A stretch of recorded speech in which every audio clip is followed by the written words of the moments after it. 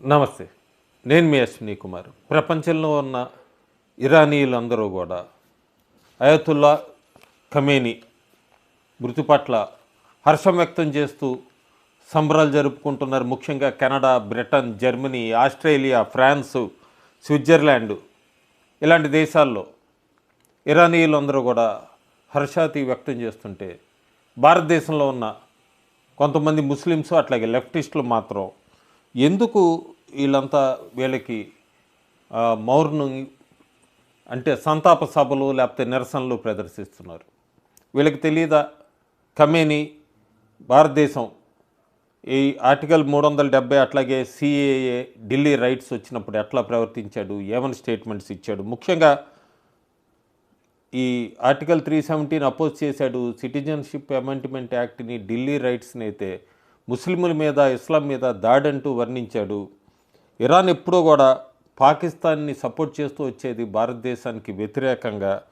ఎప్పుడు లాజికల్గా కూడా ఆలోచిస్తే భారతదేశం ప్రస్తుతం కేంద్రం న్యూట్రల్గా ఉన్నప్పటికీ భారతదేశంలో చాలామంది ఈ ఖమేనీ మృతి పట్ల కూడా హర్షం వ్యక్తం చేస్తున్నారు.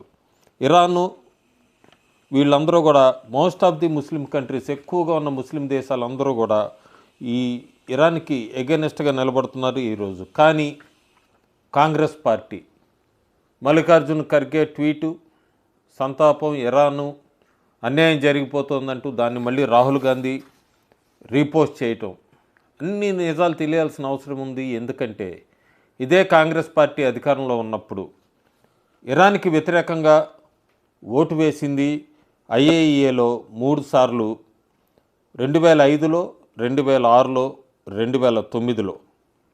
అప్పుడంతా కూడా అమెరికా ప్రెషర్కి తల ఒగ్గి ఇరాన్కి వ్యతిరేకంగా ఓటు వేసింది భారతదేశం కాంగ్రెస్ రూలింగ్లో ఉన్నప్పుడు.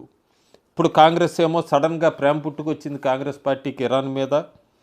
ఖర్గే వీళ్ళందరూ కూడా, రాహుల్ గాంధీ ఇరాన్లో ఖమేనీ చనిపోయాడు, సంతాపం ప్రకటించాలి, లేదా భారతీయులందరినీ క్షేమంగా తీసుకురావాలి, అక్కడ అన్యాయం అయిపోతుంది, ఇరాన్ ప్రజలందరూ కూడా గగ్గోలు పెడుతున్నారంటూ కూడా ప్రేమ వ్యక్తం చేస్తున్నారు. ప్రతిపక్ష నాయకుడు ఇజ్రాయెల్లో అపోజిషన్ పార్టీ వాళ్ళని చూసి చాలా నేర్చుకోవాలి. ఎందుకంటే డిఫరెన్స్ చాలా క్లియర్గా ట్వీట్స్ చూపిస్తాను. ఇజ్రాయెల్ ప్రధానికి మద్దతు తెలిపారు, అక్కడ దేశానికి మద్దతుగా నిలబడ్డారు ఇజ్రాయెల్లో ప్రతిపక్ష పార్టీలన్నీ కూడా. కానీ రాహుల్ గాంధీ లాంటి వాళ్ళంతా మన ఎక్స్టర్నల్ అఫైర్స్ మినిస్టర్ని, లేదు మన దేశాన్ని క్రిటిసైజ్ చేస్తూ ట్వీట్స్ పెట్టడం, ఇవన్నీ కూడా దీన్ని బట్టి అర్థమవుతుంది ప్రతిపక్ష నాయకుడు భారతదేశంలో ఎవరు ఏవైపు నిలబడుతున్నాడు ఏంటి అనేది. చాలామందికి ఇంకా తెలియదు, సోనియా గాంధీ న్యూక్లియర్ వెపనైజేషన్ని భారతదేశంలో 1998లో అటల్ బిహారీ వాజ్పేయి ఆయన నిర్వహిస్తున్నప్పుడు ఆ న్యూక్లియర్ టెస్ట్కి వ్యతిరేకంగా మాట్లాడింది సోనియా గాంధీ. అప్పుడు కూడా ఆమె మీద ఎవరు ప్రెషర్ ఉంటుంది ఏంటి అనేది ప్రస్తుతం ఉన్న వాళ్ళకి తెలియాలి. మన భారతదేశం కనుక అప్పుడు న్యూక్లియర్ పరీక్షలు నిర్వహించకపోతే భారతదేశం ఈరోజు ఎంత డేంజర్లో ఉండేది అనేది, ప్రస్తుతం భారతదేశంలో ఉన్న యూత్ ఎంత ప్రశాంతంగా నిద్రపోతున్నారంటే ఆ రోజు అటల్ బిహారీ వాజ్పేయి నిర్వహించిన న్యూక్లియర్ టెస్టులకే. కానీ అప్పుడు సోనియా గాంధీ దాన్ని కూడా తోసిపుచ్చారు. ఇదే ముస్లిమ్స్, కాంగ్రెస్ పార్టీ లేదా లెఫ్టిస్టులు చాలా రాష్ట్రాల్లో నిరసనలు, ఊరేగింపులు ఇవన్నీ చేస్తున్నారు. మరి కాశ్మీరీ ముస్లిమ్స్ ముఖ్యంగా పహల్గామ్ అటాక్ అప్పుడు ఎందుకు ప్రొటెస్టులు చేయలేదు? ఉత్తరప్రదేశ్లో లక్నోలో ప్రస్తుతం ముస్లిమ్స్ నిరసన వ్యక్తం చేస్తున్నారు. మరి ఆ రోజు పహల్గామ్ అటాక్ని ఖండిస్తూ కూడా ఎందుకు చేయలేదు? తెలంగాణలో కూడా ముస్లిమ్స్ నిరసన ర్యాలీలు చేస్తున్నారు. మరి వీళ్ళే పహల్గామ్ అటాక్ అప్పుడు ఎందుకు చేయలేదు? కర్ణాటకలో పాకిస్తాన్ ఎందుకు బ్లేమ్ చేయలేదు ఆ రోజు ఇండియన్స్ చనిపోతే? ఇలా చాలా చోట్ల వీళ్ళందరూ ఖమేనీ మృతి పట్ల నిరసన వ్యక్తం చేస్తున్న వాళ్ళందరికీ పహల్గామ్ అటాక్ గుర్తుకు రాలేదా? ఆ రోజు ఎందుకు చేయలేదు? ఇదంతా ఒకసారి ఆలోచించుకోవాలి. ఈ సందర్భంలో అందుకే ఆంధ్రప్రదేశ్ డిప్యూటీ చీఫ్ మినిస్టర్ ఈ మధ్యకాలంలో అసెంబ్లీలో చాలా చక్కగా మాట్లాడాడు హిందూస్ గురించి. హిందువుల్లో ఐక్యత లేదు, హిందువుల్ని ఎట్లా విడగొడుతున్నారు అన్నది. ఆ వీడియో కూడా ప్లే చేస్తాను ప్రేక్షకుల కోసం. అంతకుముందు చిదంబరం ముందు నెహ్రూ 1960లో ఒక స్టేట్మెంట్ గుర్తు చేసుకోవాలి మనం. చైనా అనేది అసలు మన భారతదేశానికి థ్రెట్టే కాదు, అసలు ఇండియాకి ఆర్మీయే అక్కర్లేదు, స్క్రాప్ ది ఆర్మీ అనే వర్డ్ యూజ్ చేశాడు నెహ్రూ.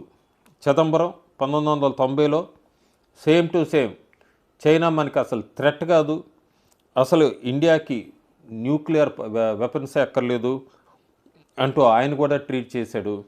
సో ఇండియాకి బిగ్గెస్ట్ థ్రెట్ ఎవరంటే పాకిస్తాన్, చైనా కాదు, కాంగ్రెస్ పార్టీ అని చెప్పచ్చు. ఈ సందర్భంగా ఒక మిత్రుడు ఒక వ్యంగ్య రచన పంపించాడు ఆయన వీక్షకుల కోసం, మోడీని ఉద్దేశించి, రాహుల్ గాంధీని ఉద్దేశించి. ప్రియమైన మోడీ గారికి, మీపై నాకు తీవ్ర నిరాశ కలిగింది. ఎందుకంటే మన్మోహన్ సింగ్ 10 ఏళ్ళు నిశ్శబ్దంగా కూర్చున్నారు, ఆలింగనాలు లేవు, నవ్వు లేదు, ఎక్కడా ప్రారంభోత్సవాలు లేవు, కేవలం మౌనం. ఆ మౌనమే అందమైనది, గౌరవప్రదమైనది. మేము ప్రపంచంలో అత్యంత దుర్బల ఆర్థిక వ్యవస్థల్లో టాప్ 5లో ఉన్నాము. అవి అద్భుతమైన రోజులు. నెహ్రూ సరైన ఆలోచన కలిగారు.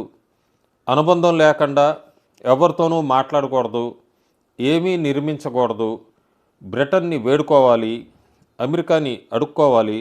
మాకు వలసదారుల స్వభావం ఉండేది. కానీ మోడీ మీరేం చేస్తున్నారు?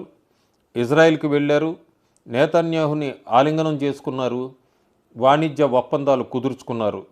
తిరిగి వచ్చి భారతదేశంలో తొలి సెమీ కండక్టర్ ప్లాంట్ని గుజరాత్లో ప్రారంభించారు. ఇరాను, ఇజ్రాయెల్ క్షిపులను మారుస్తున్న సమయంలో అది కూడా. సార్ మీకేం అనిపించటం లేదా? బాధ్యత గల ప్రధాని వార్తలు చూస్తారు, ఎప్పుడూ అధికార నివాసం వదిలి వెళ్ళరు. మీరు చిప్ ఫ్యాక్టరీని కూడా నిర్మించారు. డాలర్ కూలిపోతోంది, ట్రంప్ ప్రపంచాన్ని బెదిరిస్తున్నారు, రష్యా రక్తస్రావం అవుతుంది, ఐక్యరాజ్య సమితి 47 బలమైన ప్రకటనలు చేసింది. అయినా సరే మీరు మీరట్లో ఉన్నారు. 82 కిలోమీటర్ల నుంచి 180 కిలోమీటర్ల వేగంతో వెళ్ళే 82 కిలోమీటర్ల పొడవైన ఢిల్లీ నుండి మీరట్కి గంటలోపు ఆ రైలును ప్రారంభించారు. నెహ్రూ ఉక్కు కర్మాగారాన్ని నిర్మించడానికి 17 సంవత్సరాలు పట్టింది. మీరు ర్యాపిడ్ రైల్ కారిడార్ని కేవలం 4 సంవత్సరాల్లో నిర్మించారు, భారతీయ ప్రమాణాలన్నింటినీ కూడా అవమానపరుస్తూ. మీరు వచ్చే ఎన్నికల్లో ఓడిపోవాలని నేను ఆశిస్తున్నాను. ఎందుకంటే రాహుల్ గాంధీజీని చూడండి, ఆయన ప్రైవేట్ రంగంలో రిజర్వేషన్లు కోరుతున్నారు. ఆయన ఇలాంటివి చేస్తారా? ఏమన్నా అర్థం ఉందా మోడీ గారు మీరేం చేస్తున్నారో? జనవరిలో ప్రపంచ నాయకులతో నవ్వుతూ, ఫిబ్రవరిలో బ్రహ్మపుత్ర వంతెన 6 లైన్లు, మార్చి 1 వచ్చేటప్పటికి పుదుచ్చేరు మరియు మదురై, అదే ఆదివారం 7,000 కోట్లు, ఇదంతా కూడా అభివృద్ధితో 7,000 కోట్ల అభివృద్ధితో ఇదంతా కూడా ఒకే రోజు చేశారు, మార్చి 1. మీరు అసలు విశ్రాంతి తీసుకోరా? మీరు దుఃఖించరా? మన్మోహన్ సింగ్ అయితే విశ్రాంతి తీసుకునేవారు, మన్మోహన్ సింగ్ దుఃఖించేవారు, మన్మోహన్ సింగ్ ప్రెస్ కాన్ఫరెన్స్ పెట్టి ఏమీ చెప్పేవారు కాదు. ఆ శక్తినన్నింటినీ మేము మిస్ అవుతున్నాము. మీరు జాతీయ రహదారిలో రన్వే నిర్వహించారు, సరిహద్దు దగ్గర యుద్ధ విమానాలు దానిపై దిగ్గలవు. బంగ్లాదేశ్కి వాళ్ళకి నేరుగా ప్రేరణ మన్మోహన్ సింగ్ ఎప్పుడూ చేయలేదు. 8 రాష్ట్రాలు, 60 రోజులు, 50,000 కోట్లు, 3 జాతీయ ప్రథమాలు, ఇవన్నీ కూడా భారతదేశం అభివృద్ధి చెందుతున్న దేశం కావాలి. మాకు రక్షించుకోవాల్సిన ఖ్యాతి ఉంది. పాకిస్తాన్ని అడగండి, బంగ్లాదేశ్ని అడగండి. మేము దీపాలు ర్యాలీలు నిర్వహించాలి, హైవేల్ని ప్రారంభించకూడదు. నెహ్రూ దానిపై చాలా పుస్తకాలు రాశారు. మన్మోహన్ సింగ్ మౌనంగా ఉన్నారు. మీరు నిర్మించారు. అదే మీ సమస్య మోడీ గారు. మీకు అసలు ఎక్కడ దుఃఖం లేదు, మౌనం లేదు. ఎప్పుడు వాణిజ్య ఒప్పందాలు, వంతెనలు, రైళ్ళు, కర్మాగారాలు, సెమీ కండక్టర్లు, A1 ప్లాట్ఫామ్లు, ఆసుపత్రులు, రన్వేలు, కారిడార్లు, క్యాంపస్లు. ప్రపంచంలో ప్రస్తుతం భారతదేశం బాగా ముందడుగు వేస్తోంది. దయచేసి మీరు ఒక కాంప్రమైజ్డ్ ప్రధాని అవ్వండి. మాకు ఈ 24/7 అభివృద్ధి ప్రధాని నచ్చదు, బాగా బోరింగ్ వేస్తోంది, అసహ్యం వేస్తోంది. జై రాహుల్ గాంధీ అంటూ కూడా ఒకతను వ్యంగ్యంగా ఇది పంపించాడు వీక్షకుల కోసం. Thank you.